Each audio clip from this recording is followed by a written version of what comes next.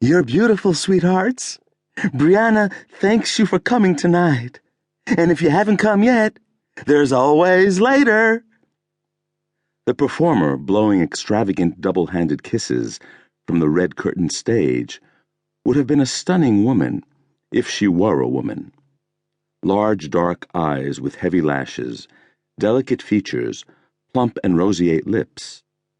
Her hair was a wild, piled-high stack of scarlet, her gown built from chips of orange flame, sequins flashing as she kicked a long leg from the thigh-high slit, the slender ankle ending in a glittery, sling-back stiletto heel.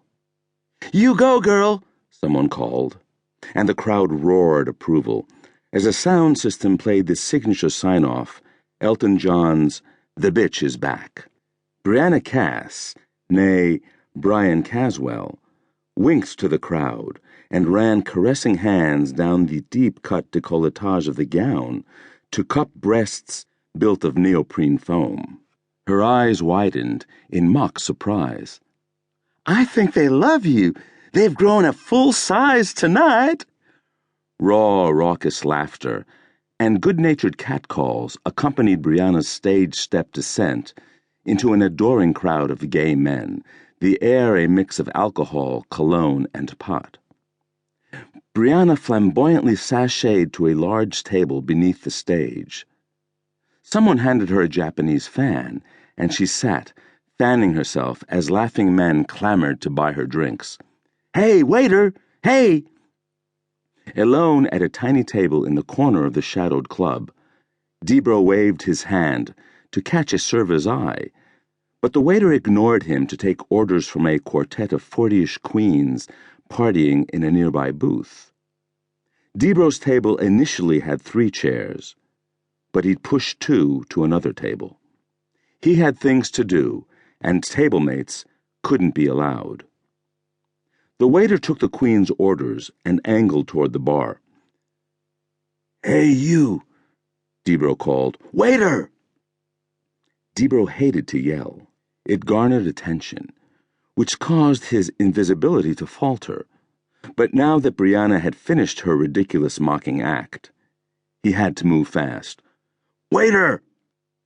The waiter looked toward Debro, sighed, walked over. "Yes? Do you need something?" he said in a faux accent, nose in the air. For a split second, Debro imagined punching the man's face and raping him on the floor of the nightclub. Instead, Debro nodded to Brianna, surrounded by well-wishers. "What's Brianna's favorite drink?" The twink gave Debro an appraiser's stare, but Debro knew the waiter could only see himself in the wide, mirroring lenses of his outsized sunglasses. The black knit hat pulled almost to the tops of the shades, a turtleneck tee snug beneath his chin.